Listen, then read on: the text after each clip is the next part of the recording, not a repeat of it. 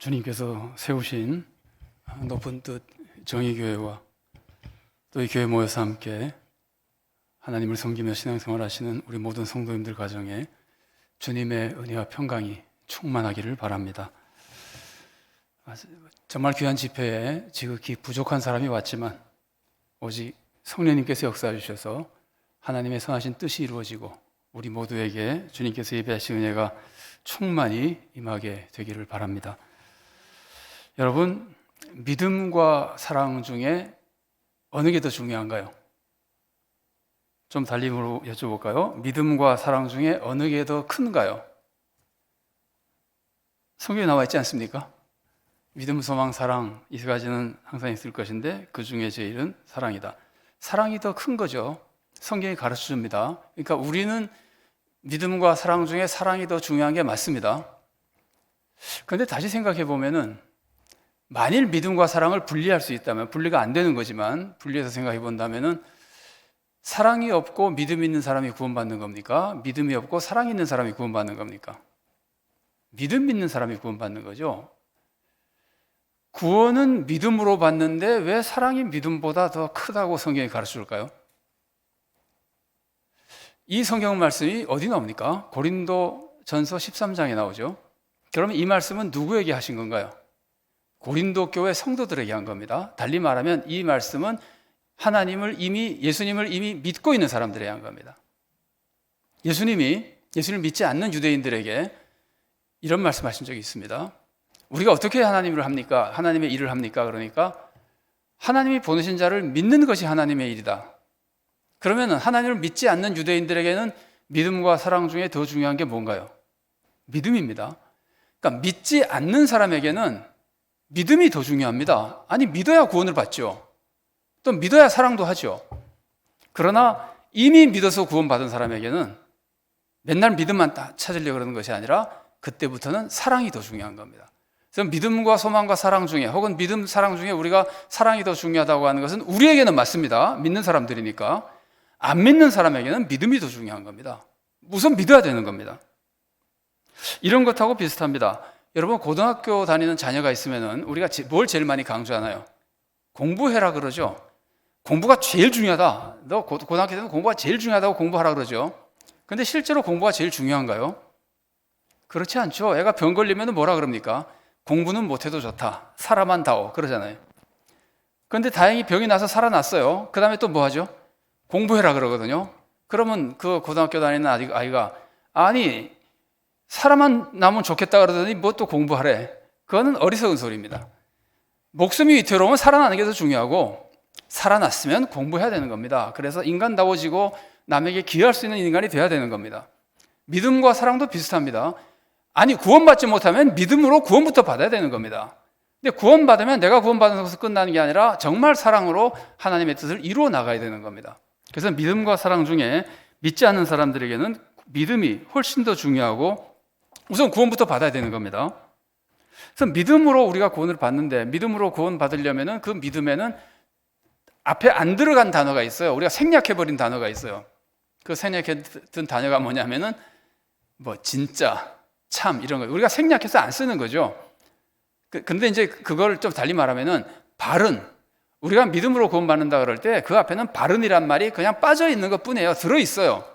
그래서 반드시 바른 믿음이야 구원받습니다. 잘못된 믿음으로는 구원받지 못합니다. 그 다음에 또 무슨 단어가 들어 있을까요? 이건 우리가 너무나 잘 아는 거죠. 많이 쓰는 말이죠. 산 믿음이야 구원받는 겁니다. 그래서 믿음으로 구원받는다 할 때 그 믿음은 반드시 바른 믿음이어야 되고, 그리고 산 믿음이어야 되는 겁니다. 바른 믿음을 가지려면 뭐가 필요할까요? 우리가 누구를 믿죠? 하나님을 믿죠. 그 한 가지만 좀 부탁드릴까요? 여러분들이 반응을 안 하시면은 제가 공감이 안 되는 줄 알고 같은 말을 반복해가지고 오늘 우리가 같이 나누고자 하는 말씀에 반도 못 나눌 수도 있어요. 그러니까 공감을 한다는 것만 알려주시면 제가 막 나갈 텐데, 진도를. 자, 보세요. 잠깐 잊어버렸습니다. 자, 우리가 누구를 믿는 거죠? 하나님을 믿는 거잖아요. 그럼 하나님을 바로 알면 바른 믿음이 되는 것이고, 하나님을 잘못 알면 잘못된 믿음이 되는 거예요. 그러니까 바른 믿음을 위해서 필요한 것은 하나님을 알아야 되는 겁니다. 물론 바르게 알아야 되는 겁니다. 그 다음에 산 믿음이 되려면 뭐가 필요하죠? 행함이 있어야 되잖아요. 행함이 있으려면은 하나님을 바로 알면은 반드시 행함이 있게 되어 있습니다. 그러니까 우리가 올바른 믿음, 산 믿음으로 구원을 받아야 되는데, 우리는 지금 다 구원 받은 사람이지만 오늘 우리가 한번 정리를 해보고, 우리는 다 잘못된 믿음을 가지고 있어요. 누구나. 이 세상에는 온전한 믿음 가지고 있는 사람이 없어요. 다 조금씩 잘못 알고 있어요. 근데 그것을 조금이라도 바로 잡아간다면은 우리들의 믿음에 있어서 올바른 믿음으로 성장하게 되고 신앙에 큰 유익을 얻을 수 있다는 말이에요. 여러분, 우리가 문을 이렇게 열고 닫고 하잖아요.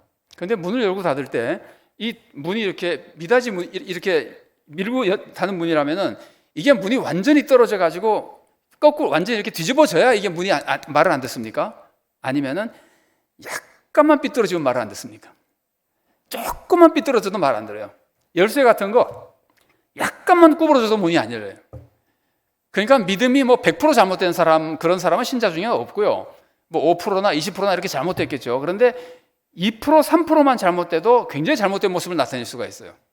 그러니까 우리는 이 시간 대단한 믿음의 새로운 것을 얻을 필요는 없습니다. 우리 다 믿고 있는 사람들이니까. 그러나 잘못된 걸 조금씩 고쳐나갈 수 있다면 큰 유익을 얻을 수 있는 겁니다. 그래서 우리가 하나님을 바로 아는 것이 하나님을 바로 믿을 수 있을 뿐만이 아니라 실제로 행함이 있는 산 믿음으로 가는 길입니다. 여러분, 하나님을 바로 아는 것이 얼마나 중요하냐면요, 우리의 신앙생활에 있어서 가장 중요한 사역 중에 하나가 설교거든요. 여러분 설교자가 보통 아니실 테지만 한번 생각해 보세요. 설교자가 설교를 할 때 무엇으로 설교할까요? 성경으로 할까요? 성경으로 할 것 같지요? 아닙니다. 성경으로 하지 않습니다. 설교자는 뭐로 설교하느냐면요, 자기 신앙관으로 설교합니다.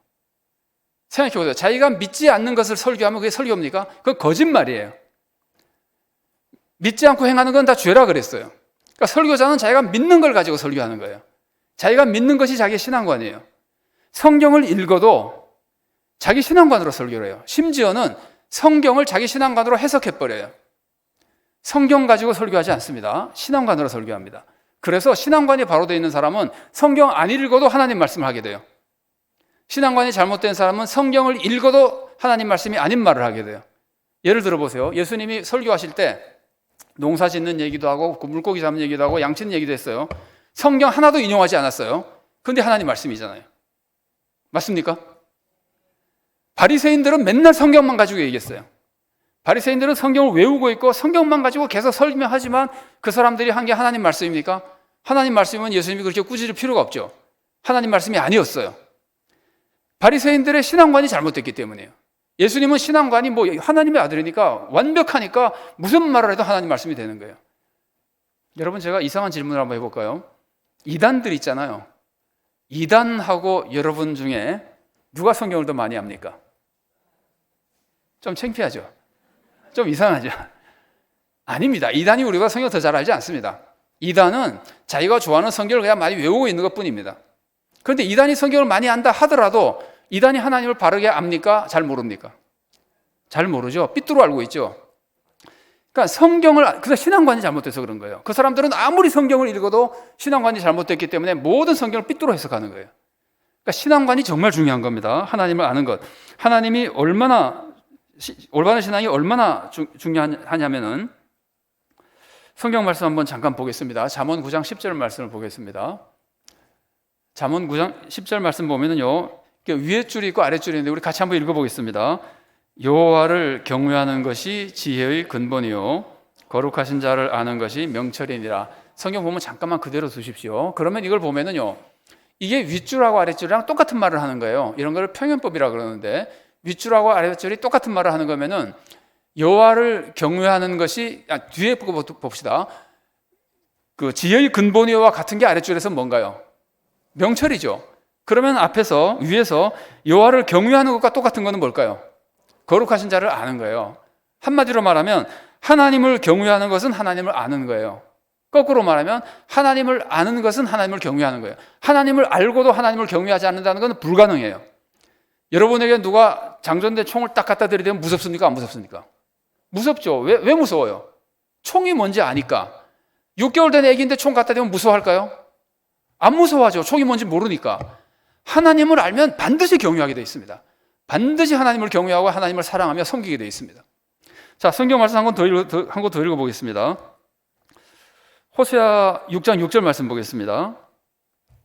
같이 읽어볼까요? 나는 인애를 원하고 제사를 원하지 아니하며 번제보다 하나님을 아는 것을 원하노라. 이게 똑같은 표현법이거든요. 그러면 제사하고 똑같은 게 아래서 뭔가요? 번제죠. 제사 드리는 것과 번제 드리는 것. 그럼 똑같은 게 인애를 원하고 똑같은 게 뭔가요? 하나님 아는 것을 원하노라. 하나님을 알면 인애하게 돼 있다는 거예요.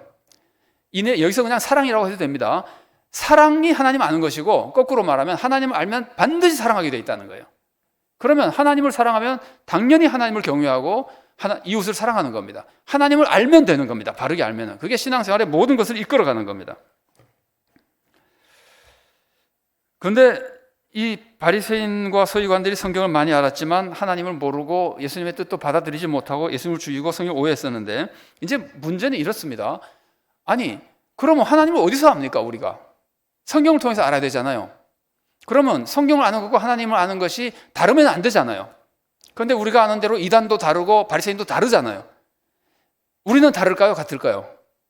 우리도 성경을 아는 것과 하나님을 아는 것이 다를 수 있습니다. 근데 왜 그러냐면요, 우리가 신앙생활을 하면은 하나님에 대해서 배우고 신앙생활을 하게 되는데, 신앙생활을 할 때 우리가 하나님을 알게 되는 것이 성경을 쫙 공부해가지고 하나님을 알게 될까요?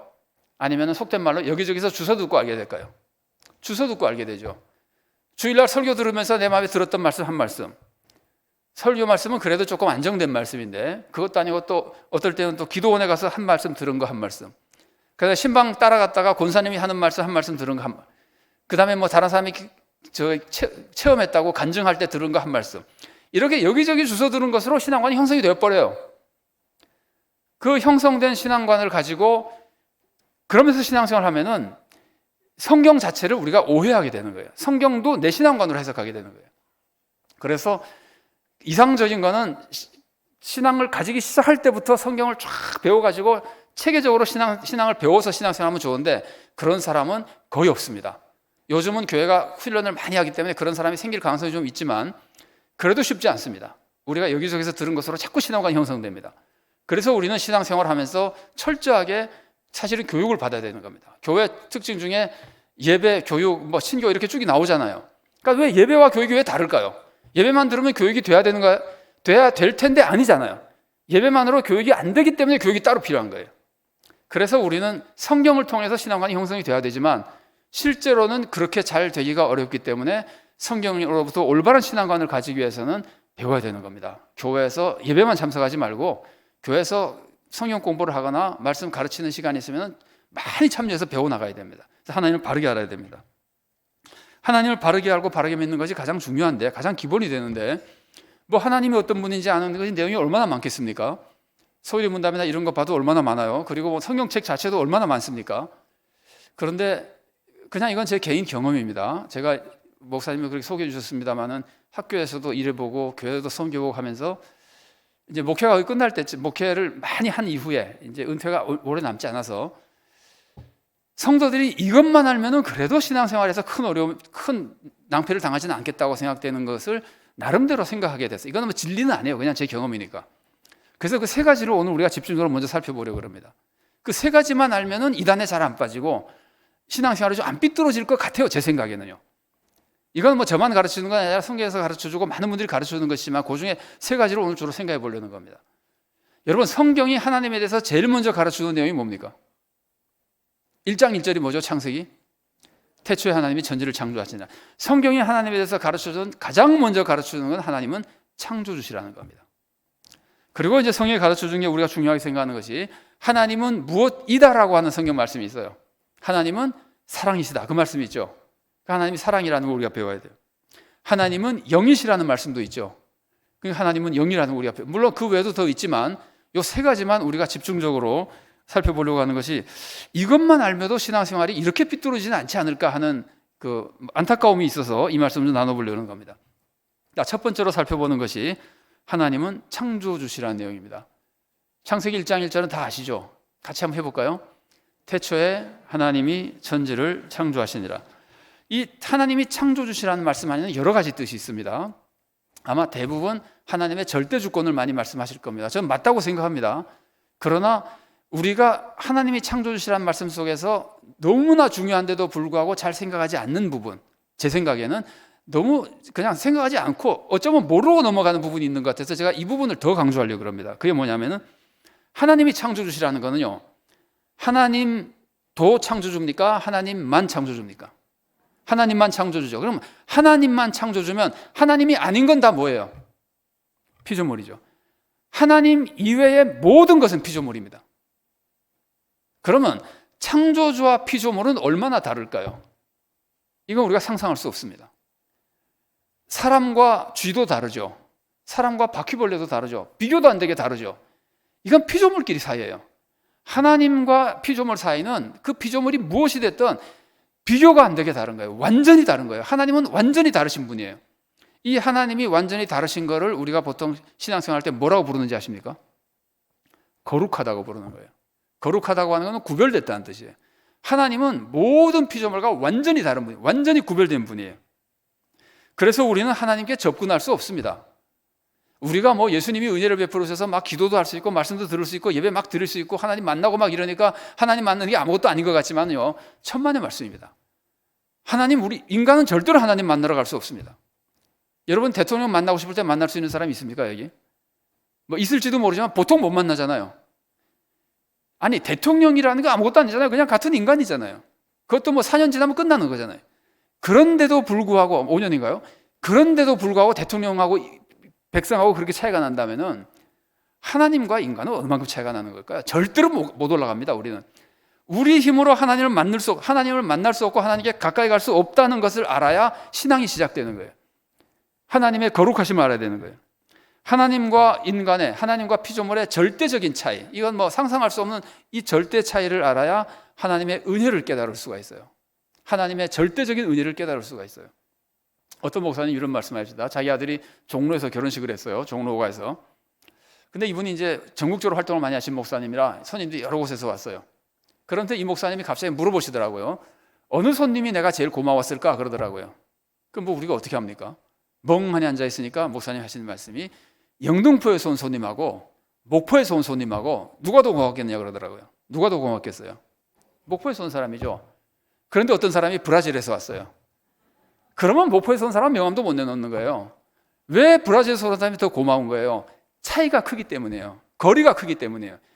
여러분 하나님과 인간의 결정적인 차이를 이해하지 못하면요, 예수님이 이 땅에 오신 거, 우리를 위해서 뭐 죽으신 거 전혀 그 은혜를 이해하지 못합니다. 이 은혜를 깨달을 수가 없습니다. 절대적인 차이를 알아야 절대적인 은혜를 깨달을 수가 있습니다.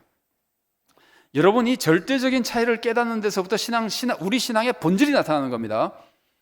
여러분 우리 힘으로 구원받을 수 있습니까? 없죠. 인간이 노력하면 구원받을 수 있다고 하는 종교가 있어요. 종교는 크게 두 가지로 나뉜다 그러는데, 하나는 우리가 열심히 노력하면 구원을 받을 수 있다. 이걸 우리가 보통 자연 종교라 그래요. 아래서부터 위로 올라가는 구원이에요. 우리는 무슨 구원이에요? 우리가 구원하는 게 아니라 하나님이 내려와 주셔야만 구원받는 거죠. 하나님이 와주셔야만 만날 수 있고 하나님이 오셔야만 우리를 오셔서 구원해 줘야만 우리가 구원받는 거예요. 이거를 우리가 계시 종교라 그래요. 기독교의 본질인 오직 예수님의 은혜로만 구원받는다는 것도 사실은 어디서 나오느냐면은 하나님과 우리의 절대 차이를 알아야만 되는 거예요. 이건 모르니까 자기가 신앙생활 좀 했다고 자기 힘으로 구원받는 것처럼 사람들이 실수하는 거예요. 율법주의에 빠지는 거예요. 이 절대 차이는 절대로 우리가 잊어버리면 안 됩니다. 그런데 재밌는 거는요, 우리가 하나님을 믿잖아요. 우리가 하나님을 믿을 때 하나님이 우리와 같아야 믿을까요? 달라야 믿을까요? 달라야 믿죠. 나하고 똑같은 거 믿어서 뭐합니까? 내가 해버리지. 나하고 다르기 때문에 믿는 거예요. 하나님은 사실 우리와 다르기 때문에 믿는 겁니다.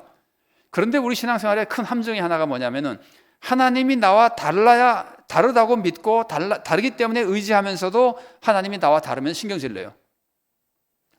자, 우리 그 크리스찬에게 알려지는 유명한 유머입니다. 이거 다른 사람이 만드는 유머입니다. 어떤 사람이 너무 가난하고 어려워가지고 하나님께 기도를 했어요. 하나님 15억 원만 좀 주십시오. 자기가 계산해 보니까 15억 원만 있으면은 인생이 좀 풀릴 것 같아요. 집도 사고 장사도 좀 할 수 있을 것 같고 15억 원만 주십시오. 하나님 대답을 안 하세요. 아무리 기도해도 대답을 안 하세요. 그래서 혼자 생각해 봤어요. 야, 이건 내가 너무 심했나? 15억 원은 좀 과한가? 그럼 좀 조금만 달라 그러면 주시겠지. 그러고 이제 머리를 굴렸더니 무슨 생각이 났냐면은 주님께는 하루가 1000년 같고 1000년이 하루 같다는 생각이 났어요. 그래서 막 계산해 봤어요. 그랬더니 15억 원은 3,000원이면 10억 원이 넘어요. 하루가 1,000년이 되는 거면 3,000원이면 10억 원이 넘는다고. 그래서 이제 하나님께 기도했어요. 하나님, 10억 원은 말고 3,000원만 주십시오. 그래서 하나님이 금방 응답해 주셨어요. 그래 줄게. 와, 신난다. 그랬는데 하나님이 말씀하시기를 하루만 기다려라. 그 하루가 얼마 되는 건가요? 1,000년이 돼버리는 거예요. 그러니까 사람이 하나님이 아무도 나에게 못 줍니다. 나는 돈을 못 법니다. 그러니까 나와 다른 하나님께 돈을 달라 그러죠. 그런데 돈을 내가 달라는 대로 안 주면 화낸다고요. 내가 필요할 때 안 주면 화낸다고요. 하나님은 돈을 주는 능력도 나와 다르지만 돈을 주는 시기도 나와 다른 분입니다. 병을 고쳐주는 능력도 나와 다르지만 병을 고쳐주는 시기도 나와 다릅니다. 방법도 나와 다릅니다. 모든 것이 나와 다릅니다. 그런데 하나님이 다른 그 모든 것이 실제로 내가 생각한 것보다 훨씬 더 좋은 겁니다. 그러니까 하나님이 다르다고 하는 것은 절대적으로 하나님을 의지하는 것 때문에도 중요하지만 우리가 하나님께 철저하게 하나님을 인정하고 따르는데도 하나님이 나와 다르다는 걸 알아야 되는 거예요. 이 절대적인 차이를 알아야 되는 거예요. 자, 그 다음에 이제 하나님이 창조주이시기 때문에 우리가 잘 아는 대로 하나님은 절대 주권을 가지고 계십니다. 다 자기 거니까, 자기가 만든 거니까. 그래서 우리는 이 하나님의 절대적인 권위가 달리 말하면은 우리와 절대적인 차이점이에요. 이게 이제 권위의 차이점이에요.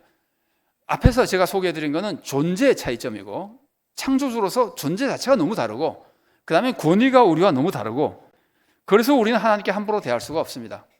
하나님이 무엇을 하셔도 우리는 하나님께 절대적으로 복종할 수밖에 없어요. 하나님께 따질 수가 없습니다. 그래서 성경이 가르치는 게 그거잖아요. 바울이 가르치고 그 예레미야에도 나오는 것이 토기장이와 진흙 얘기가 나오잖아요. 토기장이가 진을 가지고 무슨 그릇을 만든지 토기장의 절대 권위예요. 그래서 여러분 하나님은 절대 주권을 가지고 계시기 때문에 하나님이 하신 것은 항상 옳습니다. 우리가 무슨 옳은 거의 기준을 가지고 하나님이 이거에 맞추면 옳고 안 맞추면 옳지 않은 게 아니라 하나님 자신이 기준이에요. 하나님이 하는 건 무조건 옳은 거예요. 이게 좀 말이 안 되는 얘기지만 좀 신성모독적인 표현이긴 하지만 공감이 되는데 도움이 될까 봐 말씀드리면은 옛날에 여러분 이런 말이 있었어요. 엿장수 마음대로. 엿장수가 엿 띄워줄 때 자기 마음대로 띄워줘도 다 옳은 거예요. 내가 그 중고값을 그거로 쳤다는 거예요. 그냥. 아니 엿장수도 지 마음대로 하는데 세상에 엿장수가 지 엿이기 때문에 지 마음대로 하는 겁니다. 세상이 자기 것인 하나님이 당신 뜻대로 하는 게 왜 옳지 않습니까? 더군다나 하나님은 의로우신 분이시기 때문에 뭐 반드시 옳을 수밖에 없습니다. 그래서 우리는 하나님께 원망하거나 하나님 앞에서 절대로 나 중심의 생각을 하면 안 됩니다. 오직 하나님 중심의 생각만 해야 됩니다. 이게 신앙생활의 올바른 기준 중에 하나예요. 그래서 우리는 하나님만이 창조주시기 때문에 우리는 다른 우상 섬길 수 없습니다. 세상에는 물질의 우상만 있는 거 아니에요. 여러분 그 영적인 피조물도 있어요. 이 피조물은 다 물질만 있는 것이 아니에요. 영적인 피조물 누가 있을까요? 잘 아시죠? 천사, 사탄. 제가 목회할 때 어느 성도님 한 분이 오셨는데 자기는 사탄이 무서워서 견딜 수가 없다 그래요. 아무리 성경을 얘기해줘도 자꾸 사탄이 무섭다 그래요. 그래서 이제 그 얘기하다가 뭐 그런 얘기 해줬었는데 여러분 요한계시록 보면은 종말에 사탄을 딱 결박해가지고 잡아서 결박해가지고 1000년 동안 무저갱에 집어넣습니다. 그 사탄을 잡아서 결박하는 게 누굴까요? 셋 중에 하나 알아맞혀 보세요. 하나님, 예수님, 천사. 셋 중에 누굴까요? 천사입니다. 예수님 아닙니다. 하나님 아닙니다. 하나님 상대할 필요도 없습니다. 천사 몇 명일까요? 딱 한 명입니다. 요한계시록 20장에 보면 그거 나옵니다. 지금 읽지는 않습니다만은 이 사탄이라고 하는 거는 그냥 하나님이 천사 하나 보내면은 파멸시킬 수 있는 존재예요. 여러분 기독교는요 우리가 믿는 신앙의 원리는 이원론이 아닙니다. 뭐 선과 악의 대결 아닙니다. 하나님과 사탄 대결 안 합니다. 여러분 개미하고 대결하세요? 아니 하나님이 뭐가 답답해서 사탄하고 대결하겠어요? 그냥 사탄은 나중에 우리 발에 밟힐 존재잖아요. 그런데 왜 사탄이 이렇게 설치고 날뛰냐면은 하나님께서 우리가 알 수 없는 섭리입니다만은 하나님께서 일정 기간 일정 영역에 사탄에게 활동할 수 있는 자유를 주셨어요. 고난을 주셨어요. 그래서 그 허락된 범위 안에서 사탄이 날뛰고 있는 것이지 사탄하고 하나님하고는 상대가 안 되는 겁니다. 그래서 어떤 분이 사탄을 이렇게 설명했는데 너무 좋은 설명인 것 같아요. 사탄은 어항 안에 금붕어다. 아무리 날고 기어봐야 그냥 어항 안에 있어요. 어항 깨버리면 죽는 것이고, 어항을 저기 밖에다 놓으면 그냥 밖에서 노는 거고, 어항을 화장실에 지으면 화장실에서 노는 거고, 사탄은 그 정도 존재밖에 되잖아요. 하나님과 상대하는 존재가 아니에요. 하나님만이 절대적인 주권을 가지고 계신 분입니다. 자, 여기서 예정론에 대한 얘기를 조금만 나누고 가겠습니다. 왜 예정론에 대한 말씀을 나누려고 그러느냐 하면은 이 하나님의 절대 주권을 이해하는 데 있어서 예정론이 도움이 되기도 하고, 예정론이 또한 그러니까 절대 주권이 예정론을 이해하는 데 도움이 되기도 하고, 예정론이 절대 주권을 이해하는 데 도움이 되기도 하기 때문에 그렇습니다. 여러분, 예정론이라고 하는 건요, 성경에서 실제로 나와 있기 때문에 예정론을 우리는 보통 믿습니다. 뭐 안 믿는 기독교인들도 있지만 믿습니다. 그런데 에베소 1장 5절 말씀을 잠깐 같이 보겠습니다. 같이 읽어보겠습니다. 그 기쁘신 뜻대로 우리를 예정하사 예수 그리스도로 말미암아 자기의 아들들이 되게 하셨으니. 그래서 예정론이 성경에 나와 있으니까 우리 예정론을 믿는데, 사실은 나와 있기 때문에 이론적으로만 믿는 거로는 이해가 좀 어렵고요. 예정론이라고 하는 것은 어디서 나왔느냐 하면은 하나님의 절대 주권을 믿는 신앙 고백에서 나왔다고 하는 것이 더 이해하기가 쉬워요. 물론 성경에 나오니까 진리죠. 그런데 보세요. 하나님의 절대 주권을 믿으면은 모든 것을 하나님이 하나님 뜻대로 하시잖아요. 그러면은 인간의 논리로, 물론 성경을 인간의 논리로 다 이해할 수 있는 건 아니지만 인간의 논리로 보면은, 그러면 저절로 하나님이 정해진 대로 할 수밖에 없는 거 아니에요. 하나님의 뜻대로 모든 것을 이루어 가시니까. 그러니까 기본적으로 예정론은 하나님의 절대 주권에서부터 나오는 것이라고 보는 것이 우선 기본적으로 예정론을 이해하는 데 도움이 되고요. 그 다음에 예정론에서 예정을 바로 이해하기 위해서 이 두 가지를 꼭 알아야 됩니다. 하나는 하나님은 예정한 것을 이루시는데, 예정했으니까 이루실 거 아니에요. 근데 이루시는데 반드시 하나님의 방법으로 이루신다는 거예요. 하나님의 방법이 아닌 것으로 이루지 않아요. 하나님의 방법으로만 이루세요. 자, 그러면 어떻게 되느냐 하면은 내가 구원받기로 예정이 돼 있어요. 하나님이 저는 구원받기로 예정했다. 그래서 구원받기로 예정이 돼 있으면 구원은 어떤 방법으로 구원받습니까? 예수님을 믿음으로써 구원받잖아요. 그러면 나에게 무엇이 예정돼 있을까요? 예수님을 믿도록 예정돼 있죠. 내가 구원받도록 예정된 거는 무슨 짓을 해도 구원받는 게 아닙니다. 어떤 때에 예수님을 믿도록 같이 예정되어 있는 겁니다. 그러면 예수님을 믿는 거는 어떻게 하면 믿을 수 있습니까? 미안합니다. 믿음은 어디서 나죠? 들음에서 나죠. 그러면 내가 복음을 듣게끔 예정되어 있어야 되죠. 어느 날 내가 복음을 듣도록 예정이 되어 있는 겁니다. 그러면 복음을 들으려면 또 무엇이 예정되어 있어야 될까요? 누군가가 복음을 전하게 예정이 되어 있어야 되죠. 하나님의 예정은 우리가 인간의 머리로 상상할 수 있는 것이 아닙니다. 상상도 할 수 없는 하나님의 체계 속에서 예정이 되어 있어서 하나님의 방법으로 이루어지기 때문에 구원받도록 예정된 사람은 어느 때에 믿도록 예정되어 있고, 어느 때에 복음을 듣도록 예정되어 있고, 어떤 사람들이 기도하도록 예정되어 있고, 어떤 사람이 복음을 전하도록 예정되어 있고, 어떤 사람이 또 파송하도록 예정되어 있고. 그러면 우리가 이제 이 생각을 해볼 수 있게 되는 겁니다. 그러면 내가 구원받도록 예정되어 있다면은, 내가 이제 구원받은 후에는 저 사람이 구원받도록 예정되어 있으면은 내가 내버려둬도 구원받겠네. 이거 아닙니다. 예정론은요. 예정되어 있으면 구원받겠네가 아니에요. 예정됐다면은 혹시 내가 복음을 전하도록 예정된 사람은 아닐까라고 생각해야 되는 거예요. 자, 예정론에 대해서 오늘 제가 세 가지만 소개해 드리려고 하는데, 첫 번째는 절대 주권에서 나오는 겁니다. 두 번째는 하나님의 방법으로만 이루어집니다. 예정된 것이 하나님의 방법이 아닌 것으로 이루어지지 않습니다. 세 번째가 뭐냐면은 하나님의 예정은 반드시 선한 것이 이루어지도록 예정되어 있어요. 하나님은 항상 선을 이루시는 분이기 때문에. 그래서 우리가 예정론을 면합니다. 성경을 먼저 한번 읽어보도록 하겠습니다. 에베소 2장 10절 상반절 말씀입니다. 같이 읽어보겠습니다. 우리는 그가 만드신 바라 그리스도 예수 안에서 선한 일을 위하여 지으심을 받은 자니. 선한 일을 위해서 지으심을 받았다 그러죠. 하나님은 항상 우리가 선을 행하도록, 선을 이루도록 예정해 놓으신 겁니다. 선을 행한다기보다 하나님이 선을 다 이루어 가시는 겁니다. 그러면 예정론자는요, 무엇을 믿느냐 하면은 하나님은 나를 통해서 어떤 선을 이루기로 예정하셨을까를 항상 생각하고 기도하면서 살아가는 사람이에요. 그래서 예정론자는 한마디로 말하면은 이 세상에 살아가는 사람 중에 가장 적극적인 사람이 되는 거예요. 예정론자는 예정됐으면 되겠지 하고 가장 소극적이 되는 사람이 아닙니다. 예정론자는 내가 하나님의 어떤 선을 이루도록 예정되어 있을까를 생각하기 때문에 가장 적극적인 사람이 되는 거예요. 이거를 어떤 분이 잘 설명한 게 있어서 제가 소개해 드립니다. 예정론과 숙명론은 완전히 다릅니다. 숙명론은 운명적으로 되겠지 하고 믿는 것이고, 예정론은 하나님이 예정해 놓으셨다고 믿는 거예요. 이렇게 설명하셨어요. 예정론자와 숙명론자가 같이 먼 여행을 하는데 이제 한 번은 바다를 건너게 됐어요. 그래서 큰 배를 타고 깊은 바다를 건너가는데 둘이 갑판에 나와가지고 밖에서 이제 얘기하고 이제 지내는데 갑자기 배 저 앞쪽에서 어떤 사람이 물에 빠졌어요. 이게 뭐 살아나기가 굉장히 어렵습니다. 그랬더니 숙명론자는 어떻게 하냐면은 어떻게 할 것 같습니까? 아, 저 사람이 여기서 빠져 죽을 운명이었구나. 숙명론자는 뭐 하냐면 명복을 빌어줘요. 잘 가서. 그럼 예정론자는 뭐 할까요? 하나님이 지금 물에 빠진 저 사람을 내가 보게 하신 선한 예정은 무엇일까를 생각할 거 아니에요. 그럼 선한 예정이 뭐겠어요? 명복을 빌어주는 걸까요? 구명 대를 던지는 걸까요? 이 사람을 구원하기 위해서 최선을 다하는 거죠. 예정론자와 숙명론자는 완전히 다릅니다. 자, 어느 날 갑자기 엄청난 재산이 유산으로 나한테 떨어졌어요. 내가 잘 알지도 못한 우리 손주 한 사람이 후손이 별로 없다고 나한테 굉장히 많은 유산을 넘겨줬어요. 그러면 숙명론자는 어떻게 할까요? 아, 이제부터는 내 팔자가 피는 것이 나의 운명이었구나. 잘 먹고 잘 살자. 그러고 그때부터 집 사고 차 사고 뭐 옷 사고 다 해가면서 온데간 놀러 다니면서 돈 다 쓰는 거예요. 이게 숙명론자예요.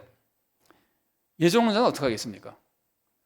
하나님이 나에게 갑자기 2만 원 돈을 주신 선한 뜻은 무엇일까를 생각할 거 아니에요. 그럼 이 사람이 당장 집부터 살까요? 아닙니다. 물론 헌금부터 하겠죠. 근데 그것보다 도대체 이 돈으로 하나님의 뜻을 이루는 선한 일이 무엇인가를 생각하게 되는 거예요. 그러니까 소위 말하는 우리식으로 하자면은 선교에 투자하겠죠. 뭐 교육 선교도 하고 문화 선교도 하고 뭐 사회 선교도 하고 해외 선교도 하고 아니면은 어떻게든지 어려운 사람을 돕고 가난한 자를 돕고 하나님의 선한 뜻을 이루어 나가려 그러는 거예요. 그래서 숙명론자와 예정론자의 차이는 뭐냐면은 숙명론자는 환경의 지배를 받습니다. 예정론자는 환경의 지배를 받지 않습니다. 환경을 항상 극복해 나갑니다. 여러분, 청교도가 미국 아메리카 대륙에 들어갔을 때 그 사람들이 뭐 실수를 많이 했기 때문에 그 사람들을 무조건 찬양할 수는 없지만 이제 제가 지금 소개해 드리는 것도 장단점이 있긴 하지만 한 가지 장점이라는 면에서 보면은요, 이 사람들이 예정론자였기 때문에 그렇게 열심히 일하고 개발해 나가는 거예요. 그 개발이 꼭 좋은 방향으로 나가지 않은 것이 안타까움은 있습니다. 그러니까 성경을 잘 몰라서 그랬을 거라고 봅니다. 그러나 한 가지 옳은 거는 우리 하나님의 선하신 뜻이 무엇일까를 생각하기 때문에 가장 열심히 사는 사람이 되는 거예요. 그리고 검소한 사람이 될 수밖에 없는 거예요. 모든 것을 선한 방향으로만 쓰려고 하기 때문에. 자, 하나님이 창조주라고 하는 것에 대해서 우리가 그 정도만 살펴보겠습니다. 그 다음에 살펴보는 것이 하나님의 영이시라는 겁니다. 성경 잘 아시는 요한복음 4장 24절 말씀 같이 읽어보겠습니다. 하나님은 영이시니 예배하는 자가 영과 진리로 예배할지니라. 하나님은 영이십니다. 거꾸로 말하면 하나님은 물질 같은 건 필요하지 않습니다. 옷 안 입으십니다. 밥 안 먹습니다. 자, 그래서 하나님은 영이시기 때문에 하나님이 하시는 특징 중에 하나가 뭐냐면은 외모를 보시지 않고 마음을 보시는 거예요. 성경 안 읽겠습니다. 너무나 잘 하시는 말씀이죠. 사무엘이 했던 말씀이죠. 전해줬던 말씀이죠. 나요한은 중심을 보느니라. 우리가 이것을 모를 때 무슨 일이 생기냐면은 모든 신앙생활에서 외형을 중요하게 생각하는 거예요. 사람이 몇 명 모이느냐, 예산이 얼마냐, 무슨 사업을 했느냐, 교회가 얼마나 크냐, 교회당이 있느냐 없느냐, 자꾸 외모를 보는 거예요. 전도를 몇 명 했냐 이런 걸 보는 거예요. 근데 하나님이 영이시라는 걸 알고 하나님이 외모가 아니라 중심을 보신다는 걸 알면은 거기에서부터 해방되고 거기에서 해방될 때 진짜 신앙생활을 시작할 수 있게 되는 겁니다. 우리의 신앙생활은 전부 다 물질적인 신앙생활이 아니라 영적인 신앙생활을 해야 되는 겁니다. 여러분, 하나님께 물질을 대접하는 것은 아무런 의미가 없습니다. 여러분, 하나님, 우리가 세상 살이를 할 때는 좀 어려운 일이 있으면은 권력 있는 사람에게 뇌물도 좀 주고 밥도 좀 사주고 그러면은 좀 부드럽게 풀릴 수 있잖아요. 뇌물이라니까 기분 나쁘죠. 그럼 뭐 선물도 주고 밥도 사주고 그러면은 좀 잘 풀릴 것 같잖아요. 그 생각이 우리들 마음에 있어가지고요, 우리들에게 배어 있어가지고 하나님께도 내가 좀 하나님 도움 좀 받아야 될 텐데 하나님 밥 한 끼만 사드리면 될 것 같긴 한데 하나님 밥을 안 드신단 말이에요. 그럼 누구 사줄까요? 여러분 잘 모르시죠? 높은 뜻 중에 잘 모르실 것 같아요. 일반적으로 하나님을 밥 사줬으면 좋겠는데 하나님 밥을 못 사드리니까 하나님 대신 목사에게 밥을 사주는 거예요. 그러면 축복을 받을 것이라고 생각하는 거예요. 여러분, 목사에게 밥을 사줘서 축복 받을 수도 있습니다. 목사 밥 사주는 게 나쁜 건 아닙니다. 그러나 목사에게 밥 사준다고 축복받는 거 아니에요. 그렇죠? 그래서 하나님이 옷을 안 입으시니까 자꾸 목사님들 옷을 해드리는 거예요. 그 마음은 하나님께 옷 해드리고 상 받겠다는 거예요. 좀 잘 봐달라는 거예요, 하나님께. 이게 하나님이 영이라는 걸 몰라서 그러는 겁니다. 이게 올바른 신앙에서부터 벗어나 있는 모습입니다. 여러분, 우리의 신앙생활에서 물론 영적으로 신앙생활을 바로 하면은 물질로 나타납니다. 물질로 하나님께 헌신합니다. 시간도 바치고 물질도 바칠 수 있습니다. 그러나 하나님이 그것 자체를 보는 건 아니라는 말이에요. 마음이 있기 때문에 할 수는 있지만 원래 하나님 보시는 건 마음이라는 말이에요. 제가 한 가지 질문해 볼까요? 하나님이 우리 신앙생활 하실 때 우리의 업적을, 신앙 업적을 보실까요? 안 보실까요? 하나님 우리를 평가하신다면 좀 쉽게 예를 들어서 1년에 전도를 몇 명 했는지 보실까요? 안 보실까요? 나는 1년에 전도를 1명 했는데 이 사람은 1년에 전도를 100명 했습니다. 그럼 하나님이 이 사람은 100명하고 이 사람 1명 했다고 하는 그 외형적인 전도의 업적을 보실까요? 안 보실까요? 지금 흐름을 봐가지고 안 보실 것 같죠? 근데 평소에 내가 생각했던 거는 보실 것 같죠? 제가 그냥 물어보면 다 보신다 그러더라고요. 많은 분들이 보신다 그러더라고요. 단언컨대 안 보십니다. 제가 이건 그냥 예를 드는 겁니다. 실제로 있었던 사건이 아니고, 제가 이제 아들이 둘이 있다 그럽시다. 하나는 5살, 하나는 7살. 근데 내가 너무 바빠가지고 애들을 못 돌봐주니까 애들이 막 그 개발세발 노는 게 너무 불쌍해가지고 어느 날 애들을 보니까 장난감도 없고 너무 불쌍해요. 그래서 그동안 못 해준 게 너무 미안해가지고 야, 장난감 사줄게. 그리고 애들 데리고 백화점에 가가지고 레고를 무지하게 좋은 세트를 사다 줬어요. 그래서 이제 그러고 또 바빠서 이제 애들 신경 못 쓰고 지내다가 어느 날 보니까 그 좋은 레고를 가지고 애들이 뭐 개발세발 정말 요렇게 놀고 앉았단 말이에요. 이렇게 좋은 걸 가지고. 그래서 야, 이거 안 되겠구나. 야, 아빠가 같이 놀아줄게. 아빠랑 같이 놀자. 그러고는 큰애에게는 그 레고를 가지고 비행기를 멋있게 만들어주고 작은 애 같이 만들고 작은 애하고는 또 같이 자동차를 멋있게 만들었어요. 다 만든 다음에 내가 큰애하고 작은 애하고 누가 잘 만들었나 볼까요? 안 볼까요? 안 보죠. 누가 만들었어요? 내가 만들었잖아요. 내 솜씨잖아요. 볼 필요가 없잖아요. 아니, 우리가 말로는 그렇게 하잖아요. 전도를 했으면 내가 전도한 겁니까? 성령님이 하신 겁니까? 말로는 다 하나님이 하셨다 그러죠. 그런데 왜 지가 잘난 척하냐고. 하나님이 하셨으면 하나님이 보실 필요가 없잖아요. 아니, 우리 교회를 하나님 부흥시켜 주셨어요. 10명이 개척했는데 10,000명으로 만들어 주셨어요. 그러면 하나님이 하신 거죠. 어떤 교회는 부흥이 안 됐어요. 하나님이 하신 거죠. 그러면 하나님이 누구는 부흥되고 누구는 부흥 안 된 거에 대해서 그 부흥한 업적을 보실까요? 안 보실까요? 그거는 안 보십니다. 도대체 그 사람이 어떤 마음으로 목회를 했느냐만 보시는 겁니다. 어떤 마음으로 교생했느냐만 보시는 겁니다. 그리고 부흥되는 건 하나님이 필요에 따라서 시켜주시고, 다만 게으른 사람은 부흥이 안 되기도 하고 부지런한 사람은 부흥이 되기도 하겠죠. 그러면 부흥의 업적을 보신 것이 아니라 평소의 사랑과 헌신의 그 마음만을 보시는 겁니다. 업적 하나님 안 보십니다. 보실 필요가 없습니다. 다 당신이 하셨기 때문에. 그래서 하나님이 영이라고 하는 건 그 정도로 우리들의 신앙생활에 있어서 다른 것이라는 말이에요. 자, 그 다음에 이제 하나님이 외형을 안 보시는 것 중에 우리가 좀 착오를 일으키면 안 되는 것이, 하나님이 세상적인 외형은 안 보시죠. 세상에서 부자냐 부자 아니냐 안 보신다고 다 생각하시죠. 그러면 하나님이 교회 생활의 외형은 보실까요? 안 보실까요? 교회 생활에서 봉사를 더 많이 했느냐 덜 했냐, 헌신을 더 많이 했느냐 덜 했느냐, 교회 생활에서 많은 성도들의 칭찬을 받았느냐, 많은 성도들로부터 칭찬을 받지 못하고 있는가. 하나님이 세상 생활의 외형은 안 보실 게 틀림없는데 교회 생활의 외형은 보실까요? 안 보실까요? 그것도 안 보십니다. 여러분, 교회에서 칭찬받는 것은, 내가 교회에서 목사님으로부터 칭찬받고 장로님, 성도들로부터 칭찬받아요. 참 믿음도 좋고 열심히 신앙생활하고 우리 교회 일꾼이다 칭찬받아요.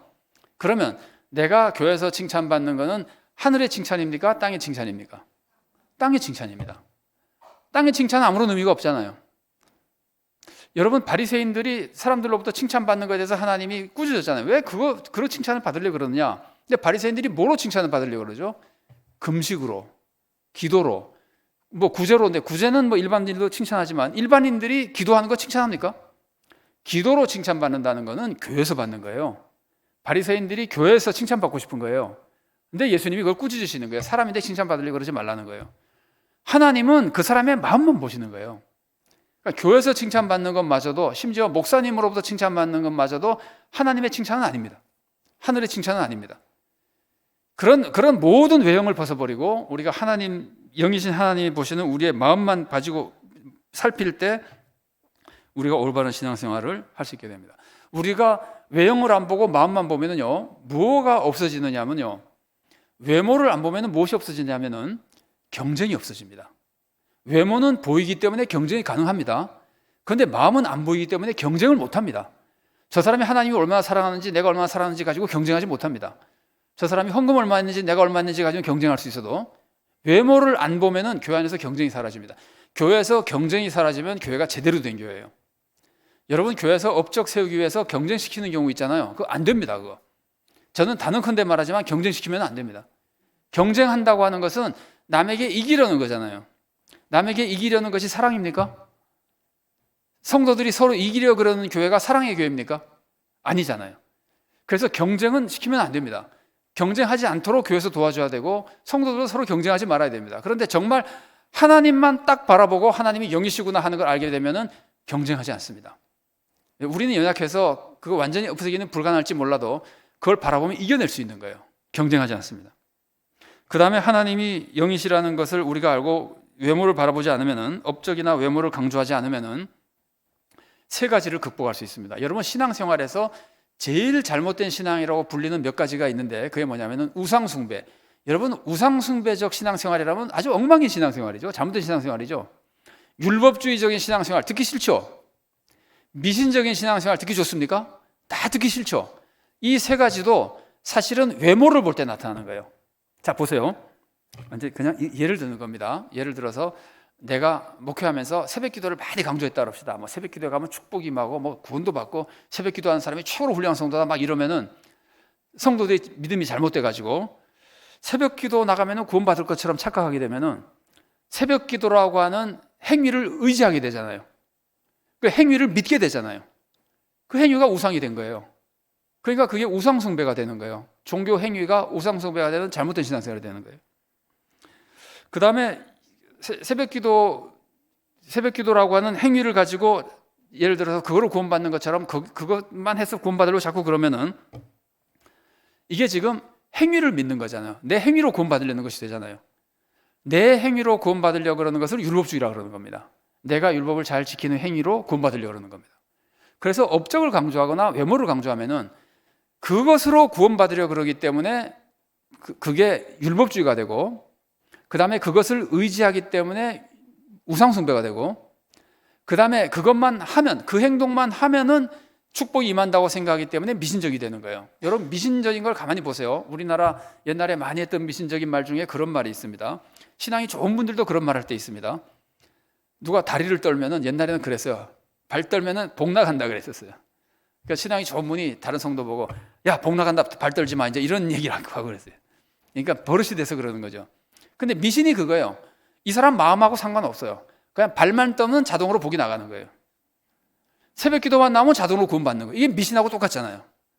그러니까 하나님이 영이시라는 걸 알고 하나님을 마음의 신앙생활을 찾지 못하면은 우리의 신앙이 미신적인 신앙생활, 율법주의적인 신앙생활, 우상숭배적인 신앙생활이 되는 겁니다. 그리고 또 하나 우리가 조심해야 될 것이 뭐냐면은 우리가 하나님이 영이시기 때문에 영적인 은혜를 사모하는데, 은혜는 영적인 은혜를 사모하는데 사모하는 내 마음은 세속적인 욕심일 때가 있어요. 좀 말이 좀 이상하죠? 사모는 영적인 은혜를 사모합니다. 그런데 사모하는 방법이 영적인 방법이 아니라 세속적인 욕심 부리는 방법으로 한다는 말이에요. 이거는 제가 좀 극단적인 얘기이기 때문에 여러분 너무 불편하지 말고 그냥 들어보십시오. 이제 이럴 경우도 있다는 것만 한번 생각하고 들어보십시오. 영적인 은혜를 사모하기 때문에 설교 좋은 교회만 쫓아다니는 사람들이 있어요. 어느 한 교회 가서 막 헌신하지 않고 은혜 받는 데만 쫓아다닌단 말이죠. 영적인 은혜를 사모하는 거죠. 근데 받으려고 그러는 마음은 어째 좀 세속적인 것 같지 않아요? 자기 욕심만 채우려고 그러는 것 같지 않아요? 그래서 자기가 은혜 받을 만한 데만 쫓아다니는 사람이 하나님이 정말 기뻐하시는 사람이 되는 걸까요? 자기 마음에 들지 않는 것이 있고 설교에서 상처받는 경우도 있고 교인들로부터 상처받는 경우도 있어도 하나님이 세우신 교회를 내가 그래도 하나님 기뻐하시는 교회로 세우기 위해서 그 아픔을 이겨내고 헌신하는 사람을 하나님이 더 기뻐하실까요? 그러니까 영적인 은혜를 사모하는 것마저도 우리 마음 하나님이 가지고 주는 건 우리 마음인데 우리 마음이 세속적인 탐욕을 가지면 안 된다는 말이에요. 내 탐욕이 돈의 탐욕만이 아니라 영성의 탐욕마저도 탐욕이면 안 돼요. 하나님 중심이어야 된다 그랬잖아요. 내 중심의 탐욕이면 안 돼요. 그래서 탐욕을 뭐라 그러죠, 성경이? 탐심은 우상숭배라 그러는 겁니다. 자, 그리고 우리가 하나님의 영이시기 때문에 우리의 신앙생활은 영과 진리로 신앙생활해야 됩니다. 그래서 예배하는 자가 영과 진리로 예배할지니라 그러는데, 이 영과 진리로 예배한다고 하는 데는 두 가지 의미가 있습니다. 하나는 영과 진리라고 하는 것을 영적으로라고 표현할 수 있어요. 외형이 아니라 진심으로, 진정으로 하고 있어요. 그래서 이전 성경에는 뭐라고 했었냐면 신령과 진정으로 이렇게 번역했었죠. 근데 그것보다는 지금 번역이 더 좋은 것 같긴 합니다. 영과 진리로. 이제 뭐 문자적으로 그렇으면 그렇습니다. 그러니까 진심으로 예배드리는 게 중요한 뜻도 되고, 또 한 가지 무슨 뜻이 되냐면은 영은 성령님이고, 그럼 진리는 누굴까요? 내가 곧 길이요 진리요 생명이라 예수님이죠. 그러면 예배는 성령님과 예수님 안에서 드려야 된다는 거예요. 그 문맥에서는 이게 더 맞습니다. 영과 진리로 예배할 때가 오나니 이때다. 지금부터는 예수님의 이름으로 예배를 드리는 것이다. 이제 이렇게 가르치는 거거든요. 그래서 우리가 성령님 안에서 예수님의 이름으로 예배를 드려야 됩니다. 모든 예배는 예수님의 은혜만 의지하고 드려야 됩니다. 우리가 기도도 예수님의 이름으로 드리죠. 그것만이 아니라 우리의 영적인 모든 신앙생활이 예수님의 은혜만 의지하고 해야 되고, 성령님의 감동과 역사만 의지해야 되고, 그리고 성령님의 이끄심에 따라서 올바르게 살아가면서 해나가야 됩니다. 여러분, 성령님은 우리들에게 세 가지를 주시는데, 제일 먼저 믿음을 주십니다.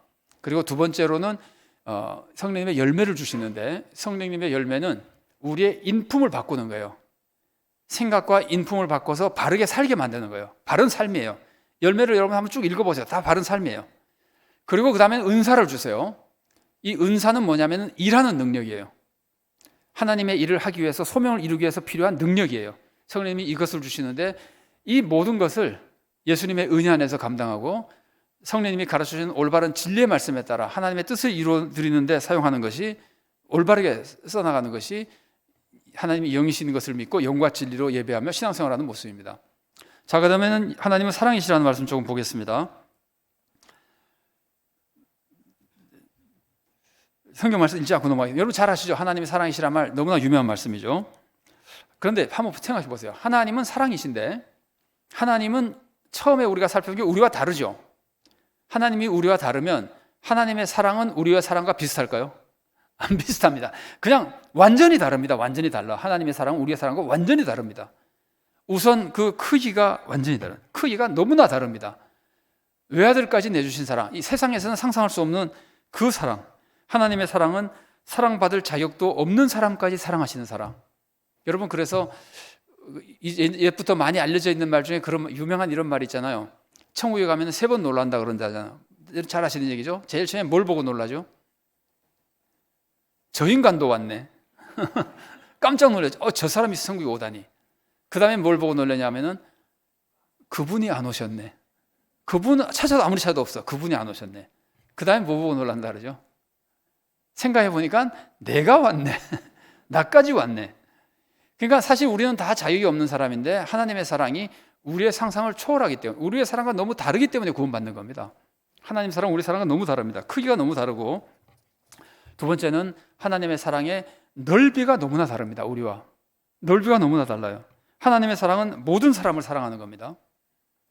여러분도 그것을 많이 들으셨으리라고 생각되긴 합니다만은, 제가 지금 말씀드리는 것이 여러분 생각 다를지도 모르겠어요. 한번 그냥 들어보세요.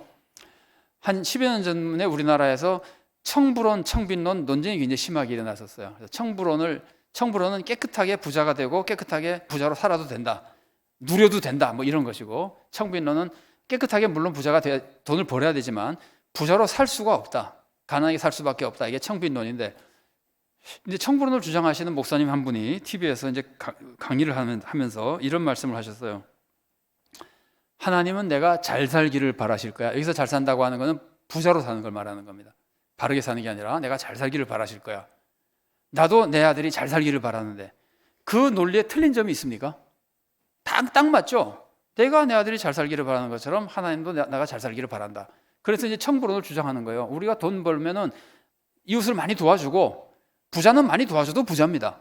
그러니까 이제 나에게 주신 거니까 좀 이렇게 즐겨서 좀 누려도 된다. 이제 이건데 그 논리에서 하나 빠진 것이 있어요.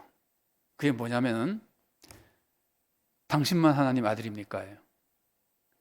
당신만 하나님 아들입니까? 이것도 그냥 이해입니다. 제가 지방에 살면서 아들 둘을 서울에 유학을 보냈는데 애들이 이제 학비를 내잖아요. 그러면 각자 학비를 따로따로 돈을 보내줘도 되지만 큰애에게 두 애 학비를 같이 보내줄 수도 있잖아요. 그럼 딱 알아듣고 둘이 같이 학비를, 큰애가 나와서 학비를 내야 될 거 아니에요. 그런데 큰애가 딱 받는 순간 우리 아버지는 사랑도 많으시지 이렇게 돈을 많이 주시다니, 그러고는 학비 내고 제가 다 혼자 먹고 살면 그거는 약간 이상한 사람 아닙니까? 여러분, 이 세상에 굶어 죽는 사람이 얼마나 많은지 아십니까? 굶어 죽는 사람, 제가 논문 쓸 때 굶어 죽는 사람을 조사한 적이 있어요.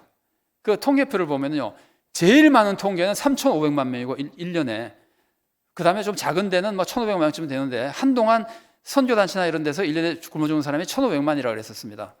그런데 최근에 나온 자료를 보니까 한 700만쯤 된다 그래요. 근데 뭐 잘은 모르겠어요. 근데 굶어 죽는 건 판단하기가 좀 어려워요. 왜냐하면 굶다가 나중에는 병 걸려 죽을 수가 있어요. 굶어서 죽긴 죽었는데 완전히 굶어서 죽은 것이 아니라 너무 몸이 약해져 가지고 여러 가지 막 병으로 죽는 거예요. 그러니까 판단하기가 좀 어려워요. 여러분, 굶어 죽는 사람이 적어도 1,000만 명은 되는 게 맞는 것 같습니다. 여러분, 2차 대전 때 사람이 전쟁으로 1년에 몇 명 죽었는지 아십니까? 군인, 민간인 다 합쳐져 가지고 아무리 많이 잡아도 1년에 1,000만 명 죽었어요. 2차 대전이 6년 동안 있었는데 6년 동안에 죽은 사람 숫자가 3,500만 내지 6천만 명이라고 보통 그래요, 사람들이. 그럼 많이 잡아도 6천만, 1년에 1,000만 명. 지금 굶어 죽는 사람 숫자예요. 우리가 뭐 코로나로 사람이 죽고 연탄가스로 사람이 죽고 교통사고로 사람이 죽고 자살해서 사람이 죽고 그러면은 크게 사고로 살아보고 치잖아요. 해결해야죠. 그거 진짜 도와줘야죠. 근데 굶어 죽는 거는 그거하고 비교가 안 돼요. 숫자가 상상도 할 수 없는 숫자예요. 5년 지나면 우리나라 없어진다니까요. 1년에 1,000만 명씩 굶어 죽는다는 건. 그런데 여러분, 그 오래전 글이지만 아주 유명한 독일 신학자가 이런 말을 했습니다. 인류의 3분의 2는 굶을까 봐 걱정하고 인류의 3분의 1은 무엇 때문에 걱정할까요? 살찔까 봐 걱정한다. 살찔까 봐 걱정하는 나라 대부분이 기독교 국가다. 좀 이상하지 않아요? 하나님이 왜 기독교 국가만 그렇게 살찔까 봐 걱정하도록 음식을 많이 주셨을까요? 돈을 많이 줄까요? 그래서 이건 지금 하나님의 사랑은 넓을 때만 하나님의 사랑입니다. 아니, 사랑이란 말 자체가 넓지 않으면 사랑이 아닙니다. 여러분, 예수님께서 이런 말씀하셨습니다. 마태복음 5장 47절 말씀 한번 본문에서 한번 성경 한번 읽어보겠습니다. 마태복음 5장 47절. 같이 한번 읽어보겠습니다. 아닌데요? 마태복음 5장, 제가 그냥 읽어드리겠습니다. 또 너희가 너희 형제에게만 무난하면 남보다 더하는 것이 무엇이냐? 이방인들도 이같이 아니하느냐? 우리끼리 아무리 잘해봐도 그거는 이방인, 죄인 다 한다는 거예요. 너희들이 정말 하나님의 사랑을 안다면은 남들이 못하는 사랑을 해야 된다는 거예요. 그래서 예수님이 하신 말씀이 원수를 사랑하라는 거잖아요. 그래서 사랑은 넓을 때만 사랑입니다. 여러분, 인류 역사상 가장 나쁜 사람 중에 하나로 꼽히는 히틀러 같은 사람, 그 사람 사랑하는 사람 없었습니까? 그 사람 자기 가까이 있는 사람은 굉장히 사랑했습니다. 그거는 사랑이라고 그러지 않는 거예요. 넓은 사랑을 할 때 비로소 사랑이라고 그러는 거예요. 그래서 우리는 그 넓은 사랑의 문제 그렇고요. 그 다음에 하나님에 대해서 우리가 이 하나님의 사랑을 이해할 때 필요한 것이 하나님이 우리를 먼저 사랑하셨다는 겁니다. 우리가 먼저 사랑하고 하나님의 사랑을 받는 거 아닙니다. 여러분, 우리가 우상숭배하잖아요. 우리가 아니라 사람들이 우상숭배하잖아요. 우상숭배의 목적이 뭔지 압니까? 우상숭배의 목적은 자기 욕심이에요. 나를 위해서 우상숭배하는 거예요. 내가 축복받으려고 우상숭배하는 거예요. 목적이. 방법은 뭔지 아세요? 방법은 우상에게 뇌물 주고 축복받으려는 거예요. 그래서 우상숭배는 우상의 뜻 같은 거 없습니다. 여러분, 심청전 보면은 사람들이 용왕에게 처녀 갖다 바치잖아요. 용왕의 뜻이 뭡니까? 우리가 그렇게 할 테니까 제발 좀 우리 봐주십시오. 그런 거 없습니다. 용왕의 뜻에는 상관도 안 합니다. 속된 말로 처녀 하나 먹고 떨어져라 이거예요. 처녀 하나 집어 던져놓고 이제 우리의 복을 달라 이거예요. 이게 우상숭배의 원리예요. 우상숭배 원리는 내가 복을 받으려는 것이고 그 방법이 내가 바치고 복을 받겠다는 거예요. 우리가 하나님의 축복을 생각하거나 구원을 생각할 때 내가 먼저 하나님께 바치고 나서 받겠다 그러면 전부 우상숭배의 마인드예요. 하나님 섬기는 거는 하나님의 사랑이 먼저예요. 하나님의 은혜가 먼저예요. 그래서 우리가 하나님 먼저 나를 사랑하셨다는 걸 우리가 깊이 이해할 수 있어야 됩니다. 그러니까 우리는 아무것도 하는 것 없이 하나님의 사랑을 받고부터 신앙생활이 시작되는 겁니다. 그리고 하나님은 우리들에게 좋은 것을 주시고 정말 좋은 것은 우리들에게 다 주시는데, 여러분 사도 바울이 받은 축복들 있잖아요. 여러분 생각에 사도 바울이 받은 축복 중에 제일 큰 축복이 뭐였을까요? 물론 예수님을 믿은 거였겠죠. 이제 그거 말고 사도 바울이 사도로서 잘 사역할 수 있고 평생에 넘어지지 않고 완전히 달려갈 길을 훌륭한 사도로 끝맺히게 했었던 사도 바울을 도와준 가장 큰 축복은요,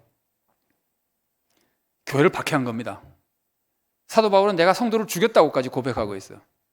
교회를 박해하고 그러니까 악을 행한 겁니다. 그러면 하나님이 사도 바울에게 좋은 것만 주셨을 텐데, 그리고 하나님이 사도 바울의 모든 것이 합력하여 선을 이룰 텐데, 사도 바울이 한 최악의 범죄가 사도 바울에게 선을 이루어야 되잖아요. 어떻게 이루었을까요? 제가 왜 감히 사도 바울이 악한 죄를 지은 것을 최고의 축복이라 그럴까요? 자, 논리적으로 생각해 보세요. 사도 바울이 이런 말 했죠.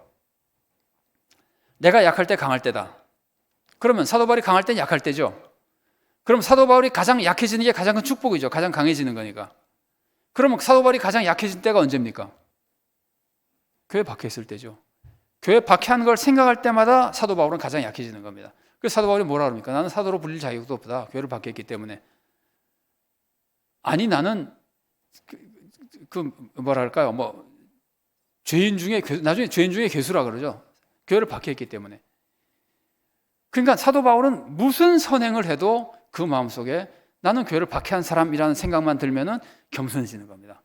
겸손해지니까 주님을 의지하는 것이고 주님을 의지하니까 강해지는 겁니다. 그러니까 사도 바울이, 여러분 훌륭한 신앙인들 중에 무너지는 사람들 있잖아요. 정말 존경하는 분이었는데 나중에 교만해지고 죄 짓는 사람들이 있잖아요. 사도 바울이 그런 죄에 빠지지 않게 된 거는 이 무시무시한 죄를 지었기 때문입니다. 그러니까 제가 이 말씀 소개해드린 이유는 우리가 절대로 피해야 될 아주 최악의 죄잖아요. 그런데 그것이 사도 바울에게 선을 이루게끔 하나님 해주신다는 거예요. 하나님의 사랑은 이런 사랑이라는 거예요. 우리들에게 좋은 것만 주시고 우리들의 모든 것이 선을 이루도록 우리를 이끌어 가신다는 거예요. 하나님의 사랑은 우리를 용서해 주신 사랑입니다. 그런데 하나님이 우리를 용서해 주실 때 벌을 안 내리십니까? 그래서 우리가 오해하시면 안 되는 게, 용서는 벌을 안 내리는 것이 아니에요. 용서는 버리지 않는 것이지 벌을 안 내리는 것이 아니에요. 오히려 벌을 내리면서 용서해 주는 경우가 굉장히 많아요. 왜 그러냐면은 용서라고 하는 것은 본질적으로 치유의 용서이기 때문에 그래요. 그냥 없는 것으로 하자가 용서가 아닙니다. 없는 것으로 하면 그 사람은 계속 나쁜 짓 할 거 아니에요. 그 사람을 고쳐줘야 돼요. 그래서 내가 너를 버리지 않고 내 아들로 삼는데, 계속해서 내 아들로 지켜주는데 고칠 거는 고치자. 그래서 벌을 내리는 거예요. 그래서 여러분, 벌 받고 위대한 사람이 된 사람이 야곱 같은 사람입니다. 야곱은 아버지를 속이고 형을 속이고 거짓말로 축복을 받고 그 못된 짓을 했지만, 그래가지고 야곱이 축복받습니까? 아닙니다. 쫓겨가서 엄청 고생합니다. 거기 가서 자기가 남을 속이던 것처럼 자기도 그대로 돌려받습니다. 라반에게 결혼할 때도 속임을 당하고, 그 다음에 사례비 가지고도 급여 가지고도 속임을 당하고, 그 다음에 나중에는 더 크게 당하죠. 자기가 아버지를 속였더니 아들들이 자기를 속이잖아요. 요셉을 팔아먹고는 요셉이 짐승에 찢겨 죽였다 그러니 야곱은 정말 10여 년 동안을 슬픔 속에 지내잖아요. 야곱은 철저하게 벌을 받았어요. 그래서 야곱이 오히려 훌륭한 신앙인으로 거듭날 수 있게 되는 겁니다. 다윗도 마찬가지입니다. 여러분, 다윗이 밧세바와 간음하고 우리아를 죽이고 그래가지고 다윗이 벌 안 받았습니까? 벌 무지하게 많이 받았습니다. 하나님이 다윗을 용서해 주셨음에도 불구하고, 그래서 나중에 훌륭한 성도로 만들어 주셨음에도 불구하고 굉장히 벌을 많이 받습니다. 압살롬이 자기를 배반하고 자기의 첩이랑 통관을 하고 별짓을 다 하게끔 만들고 다윗을 고생시키는 겁니다. 그래서 다윗을 바로잡아주고 사람들에게 그런 죄를 짓지 않도록 바로잡아주고, 그러니까 치유하면서 용서해 주시는 겁니다.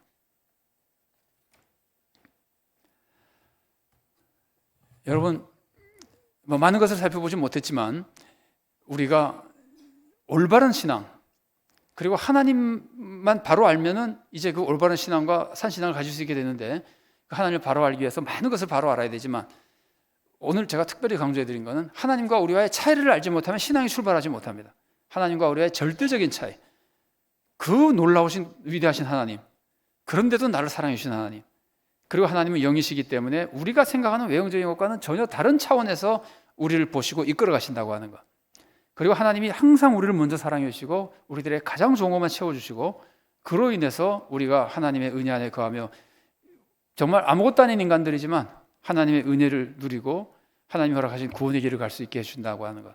하나님이 이루고자 하시는 그 위대한 구원과 하나님 나라 확장의 역사를 우리 같은 인간을 통해서 이루어 가신다고 하는 것. 이 하나님에 대해서 우리가 조금이라도 바르게 알아가며 올바른 신앙, 또 산신앙, 그 신앙으로 하나님께 영광 돌리는 복된 성도가 되고 귀한 교회가 될 수 있기를 바랍니다. 같이 기도하시겠습니다. 사랑하는 하나님, 감사합니다. 주님께서 귀한 기회를 주셨어. 저희들이 참 부족하지만 주님의 말씀을 함께 나눴습니다. 성령님의 감동 속에 주님의 진리의 말씀을 올바르게 가르쳐 주시고, 주님을 바로 알고 주님을 바로 믿고 바른 믿음과 바로 알기에 이룰 수밖에 없는 산 믿음으로 우리가 하나님이 허락하신 구원의 길을 흔들리지 않고 갈 수 있도록 도와주시고, 우리만 구원을 뿐 아니라 세상을 사랑하며 구원하는 복된 성도가 되고 교회가 되도록 우리에게 큰 은혜를 내려 주시옵소서. 감사드리며 예수님 이름으로 기도드리옵나이다. 아멘.